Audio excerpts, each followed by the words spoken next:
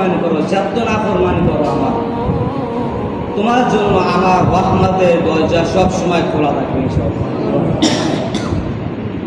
সেই আল্লাহ তাআলাকে আমরা ভুলে রয়েছি।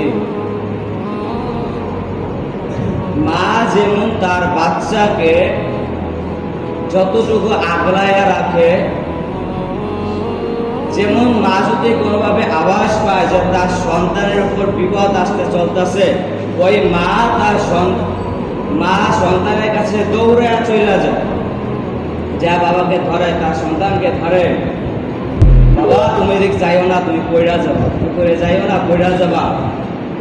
তার থেকেও লক্ষ লক্ষ গুণ আমার আল্লাহ তাআলা এই কাজে হাত দিয়ে আমাদেরকে বলে, বান্দা এদিকে যাইও না, বান্দা এই কাজ করিও না, বান্দা নামাজ পড়ো, বান্দা মদ খাইও না, বান্দা বিড়ি সিগারেট খাইও না,